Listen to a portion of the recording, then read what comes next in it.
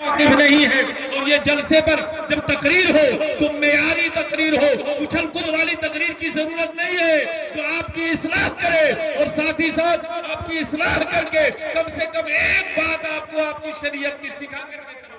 سبحان اللہ سبحان اللہ. بہت ضروری ہے. میں نے بہت ساری باتیں سن لی, بہت سنی ہے, اور بہت ساری تقریریں ہو چکی. اب سماج کو اس کی ضرورت نہیں ہے. سماج کو یہ ہے کہ میری اصلاح کیسے ہو, میں کس طریقے سے مسلمان بن کر کے کم سے کم رہ سکوں.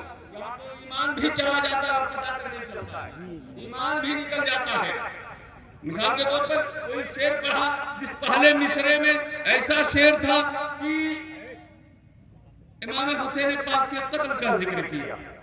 آپ کو کچھ پتا نہیں, لوگوں نے سکھا دیا ہے بولنا چاہیے سبحان اللہ, دھڑنے سے آپ نے بولا سبحان اللہ. امام حسین پاک کو قتل کر دیا گیا, امام حسین پاک کو قتل کر دیا گیا.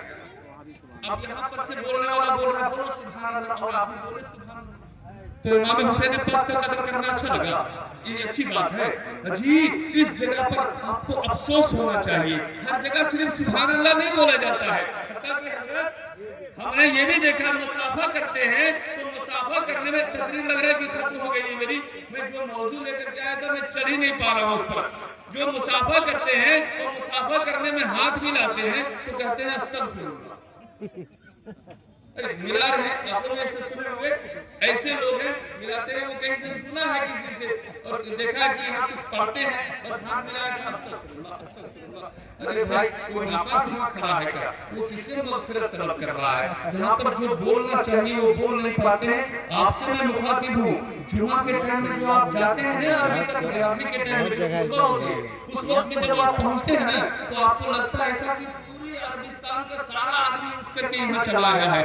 تقریر جب اردو کی ہوگی تو باہر میدان میں چاہتے رہے گا ادھر سے ادھر, اور جب عربی میں خطبہ دے گا تو بھس بھس گھسنے لگے گا. تو اس لیے ہم کو تو ایسا لگتا ہے کہ وہ ڈر سے مسجد گیا ہوا ہے, بیوی نے اس کو بھگایا ہے تو آج مسجد چلا گیا ہے. ورنہ پانچوں وقت میں آپ کو کس نے روکا تھا. وہ سوچ رہی ہے بیچاری اگر جمعہ نہیں پڑھنے آپ گئے تو گھر میں یہ کہے گی اے دیکھو یا اللہ میری قسمت کتنی پھوٹی ہوئی تھی, میرے باپ نے جسے بیاہا وہ آدمی جمعہ بھی نہیں پڑھنے جاتا ہے. مارے شرم کے لگایا ٹوپی کرتا پجامہ پہنا مسجد میں گیا. اب مسجد میں جا کر کے وہ سیدھا تقریر نہیں سن رہا ہے, وہ باہر میں وہاں پر بھی دلالی میں کھڑا ہے. اے میرے ملت کے نوجوانوں, میں آپ سے کہنا چاہتا ہوں اگر اپنی عاقبت کو سنوارنا چاہتے ہو تو پھر اردو تقریر میں رہا کرو.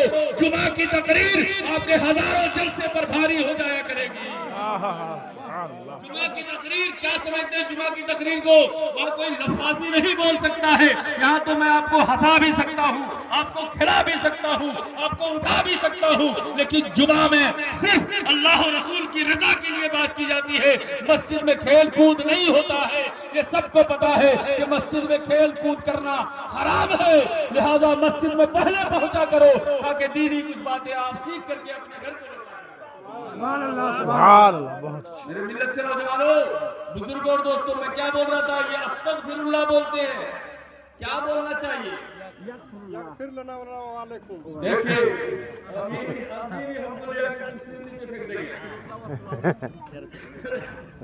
میں ہنسنے کا قسم سے میں رو رہا ہوں, یہ ہنسنا نہیں ہے, میں اپنی قوم پر میں رو رہا ہوں یہ سوچ کر کے کہ اگر آپ سے پڑھوا دیا جائے تو 10 کو نکلیں گے کہ اس میں کہے گا استغفر اللہ پڑھنا چاہیے, 10 کو نکلے گا یغفر اللہ اور 10 کو کچھ اور بھی بولنے والا ہو جائے گا. عربی کے چکر میں آپ پڑھیں, دیکھیے کتنی بڑی بات ہے. اچھا کچھ ایسے بھی ہے حضرت وہ ملاتے بھی نہیں ہیں, وہ کہاں کا نواب شاہ ہم کو پتہ نہیں ہے, وہ ہاتھ بھی نہیں ملاتے.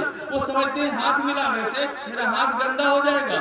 میرے مصطفیٰ فرماتے ہیں اگر تم نے کسی سے اپنا مصافحہ کیا, ہاتھ سے ہاتھ ملایا, گلے سے گلے ملے, ابھی جدا نہ ہوئے تھے کہ دونوں کی گناہوں کو اللہ معاف فرما دے. سبحان ایسی اللہ. باتیں ہیں آپ لوگ ملاتے نہیں ہو, اگرچہ دونوں کے دونوں پاپی ہو, دونوں کے دونوں گنہگار ہو, لیکن آپ جب اسے گلے ملیں گے, ہاتھ ملائیں گے, آپ جدا نہ ہو پائیں گے کہ مصطفیٰ کریم فرماتے ہیں اللہ دونوں کی مغفرت کو کر دیا کرے گا.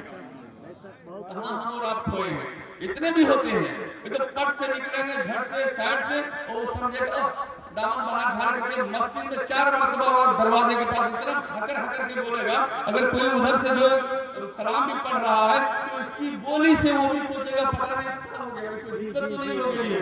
ये समाज में बुराइयां आ गई है।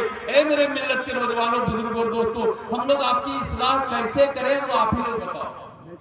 क्या पढ़ाने बैठूं? लगाइए चबूतरा, रोजाना क्लास होगा, बालिगान क्लास होगा, बालिगों को पढ़ाया जाएगा, रोजाना लगाओ, एक जगह बैठाओ, सारे लोग बैठो और मुझे दावत दो, मैं फ्री पॉकेट के आपके में तालीम देने का मैं काम करूंगा। शर्त ये है कि कम से कम आपको खड़ा होना जरूरी है। अगर आप शरीयत नहीं सीखना चाहोगे तो यहाँ मैं शीशी और बोतल में ला करके घुटेर के पिलाने वाला नहीं हूँ, आपको आना पड़ेगा और थोड़ी सी तपिश के अंदर आपको भी ये झेलना पड़ेगा। मैं अर्ज कर रहा था कि अरबी सब कुछ नहीं है, अगर आपको उर्दू में आती है कोई बात तो उर्दू में रब से कर लो। अल्लाह तो गूंगों की भी सुन लिया करता है, अल्लाह गूंगों की भी सुनता है, पत्थरों की भी सुन लेता है, आप फिर भी बोलते हो। इसलिए अल्लाह की बारगाह में गलती वाले अल्फाज नहीं, कम से कम सही वाले अल्फाज बोलेंगे। वो यगफिरुल्लाहु लना व लकुम, पूरी नियत वहां सुना देते हैं। वहाँ जब गए जनाजे की नमाज पढ़ने, कहता है अरबी में नियत करते, पूरी नियत सुना देते, कैसे आप याद करते? ठीक है कहता है वो झारखंडी बाबा तो नहीं, जिन्नात है, जिन्नात मैंने सुना है, सिर्फ जिन्नात है पक्का। 1 बजे पढ़ते इतना लंबा हम लोग और सब हम लोग को फटाफट याद आ जाता है।